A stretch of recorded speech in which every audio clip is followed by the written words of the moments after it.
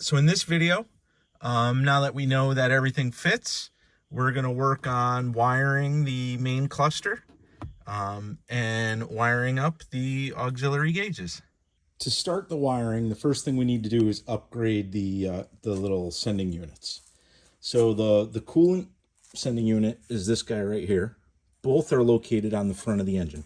So this one is for the coolant, and the oil pressure one is just a little further down and a little further to the right. I've actually removed it because I wanted to show. So this is, let me focus. So this is the oil sending unit. I just basically slid a 21 millimeter socket over it and screwed it out. And I want to show the difference. So this is the one that came out, and this is what we're replacing it with. So again, this is just a switch that basically sends the signal to illuminate the low pressure light on the instrument cluster. This sends a varying signal to make a actual needle sweep. So that's why we need this versus this guy. And that's why there's such a dramatic difference. This is actually the sending unit for the coolant, the one that I replaced. So this is what I pulled out, and it looks very similar. The only difference is that one has the red plastic end versus this one has the black. And I'm not even sure if I needed this one because my OEM cluster had again, a gauge rather than just a dummy light for the coolant temperature, but I purchased it, so I swapped it anyway. So again, this one's already done. Now I'm going to reach down inside and install this one. Just side note, if you haven't worked on a 128, that whole front side of the engine, if you're doing the distributor, if you're doing spark plugs or anything, is readily accessible by just removing the grill, and then you could reach right in and access everything. I did have to remove this. This is the horn assembly, which was bolted right up to these two studs. So I just undid that, and now I have all the room I need in order to get these sending units going. So step one, upgrade your sending units so they're compatible with actual gauges rather than dummy lights on the cluster. Step two, while you're out here in the front of the car, is we need to create a signal wire for the tachometer itself, and that's easily done. Basically, you see the yellow connector. We need to run a wire from the negative terminal on the ignition coil. So that's my ignition coil that the car came with. And I created this wire right here. Get that out of the way. All right. And put a hoop connector on it, connected it. And right now I just ran it up the fender well, across the firewall, and it's all that coiled slack. I'll make it all nice and pretty later. But it is going in. There's a hole right there in the firewall. See that black cable? That's the speedometer cable. So there's a grommet right there. And I basically went right in that hole, and that will bring that wire right to the back of the instrument cluster. So again, engine side wise, upgrade the two sensors or sending units. And you'll notice, and this is significant when we go to the inside, the coolant sensor has a green and white wire connected to it. There you go. And you can't really see it down below, but the oil sending unit has a gray wire with a yellow stripe. And that's important because I'll show you once we go to the inside. So upgrade the two, run a wire from the negative terminal on the coil, and get it to the back of the instrument cluster.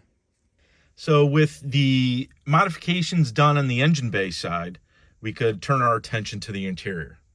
And I've removed the cluster again, which you can see here. I popped out the light switch because this is important. I popped out the panel with the two auxiliary gauges, which are sitting here. And I actually removed the radio panel because I'm actually going to be fabricating just like a blank panel there and mounting like a little rally timer and a rally computer. So I just wanted to do that, and I'll show you why, because that really makes life a lot easier when wiring up these gauges. So the gauges themselves, I created a drawing illustrating all this, which I'll overlay here. but I'll also put a link to it down below in the description. But it basically explains where all these wires go. So the first thing is, the gauges are pretty typical of aftermarket gauges. So these little tabs here at the bottom are the grounds. So the ground wires, I run up, and you can see with the black here, I connect the two. So here's the one going to the other gauge. They connect, that's soldered underneath. But it goes to the chassis ground right here, screwed in right to the chassis of the car. And that was actually a grounding spot used by the radio. And that's why I'm saying the fact that I removed the radio actually creates, gives me a couple of the lines that I need, I could just reuse. All right, so grounds or earths, straightforward. These wires here, coming out of these little pods, there's this white one here, and there was this yellow one here. Let me get them around. So this yellow one here that I'm touching, these are the light bulbs inside the gauges. So those two wires, the white and the yellow, illuminate the gauge pod. So what I did, they were cut. So I soldered new ends to it, put little heat shrink tube, and you can see the two yellow leads. And I simply tap into, you can kind of see here, see this black and white wire? I tap into this black and white wire where it goes into the back of the light switch. So now the lighting is tied directly to the light switch, which is important because this car has basically the way the lights are wired is if the key is not in the run position and you had the lights on, they will not light. Like none of the dash lights go on to kind of preserve the battery. So it kind of takes advantage of that whole setup. So again, these leads that go to the lights, the yellow here, this one's white, but solder them, make them yellow, and they go to where this white and black wire connects behind this light switch, which is actually, I think, right up here. The next wire that both these gauges have in common is this guy right here. And I wired it in red. So this red wire here and this red wire here. So it's kind of like on the top right when you're facing the back of the gauges.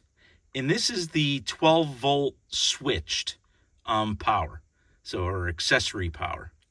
And I easily picked this up by connecting this and tapping into, there was a blue wire that was literally passing through here.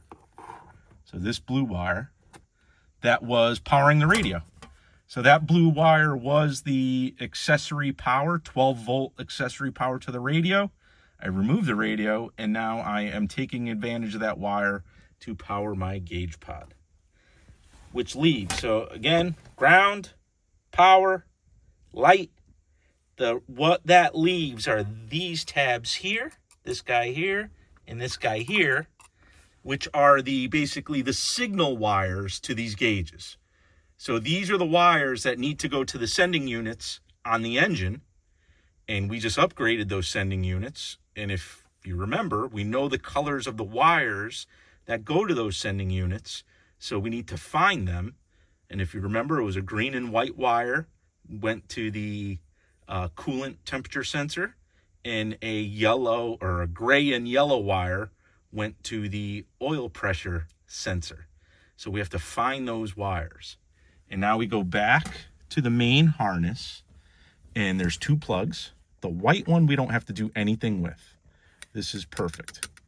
It's this red wire, or this red plug, and the top two slots here are, in fact, if we look, a green and white wire, a green wire with a white stripe, and a gray wire. It's actually two, it's like a double gray wire with a yellow stripe. So we have to pop these out of these two spots. So the way we do that is we take a small flat bladed screwdriver like this, and you come into any of the slots and you push, and it'll push on the metal right there in the on the connector, and it'll pop it out the back. And you can see I already did it with these top two. So you see how you can see the metal is flush Metal connector's flush on these 4 holes, and these 2 it's not. It's because I already pushed on them. So now I should be able to pop them right out the back of this connector. So there's that green, right? Green with the white, which is coolant.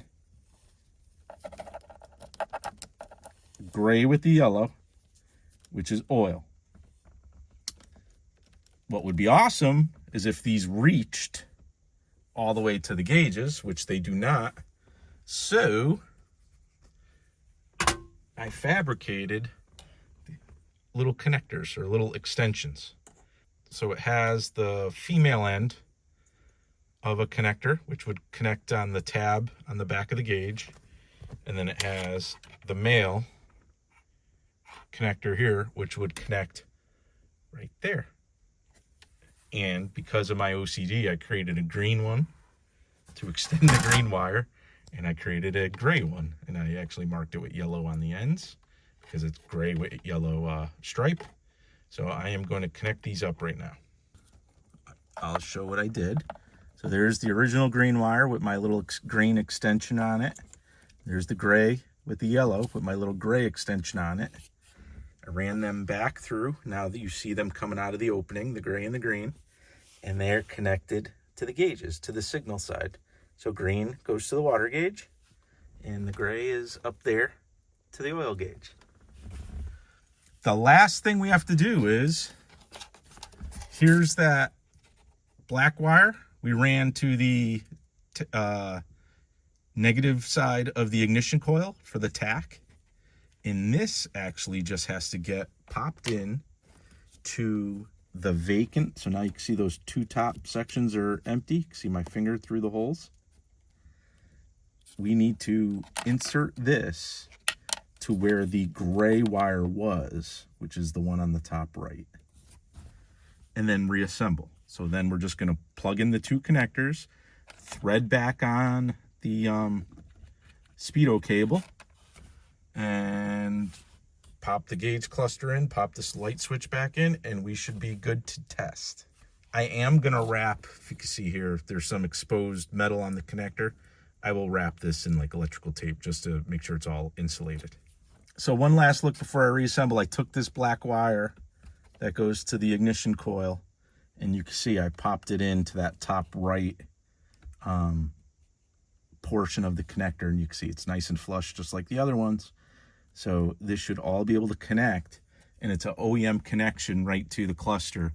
We don't have to do any weird wiring or splicing into the European cluster at all. So I'm sitting, I got everything basically buttoned up. The switch isn't all the way in yet.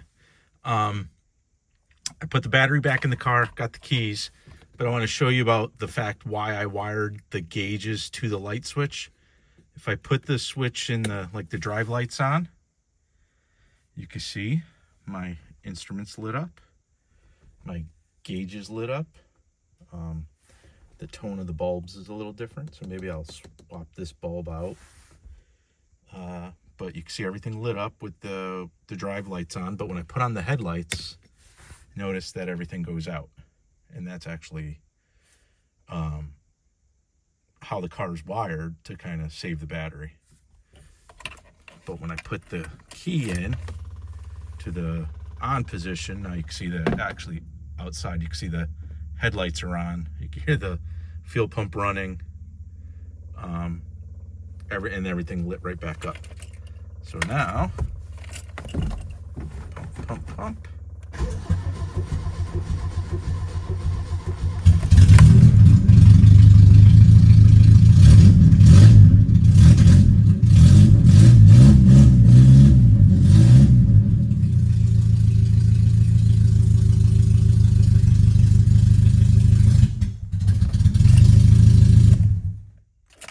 Okay, quick test.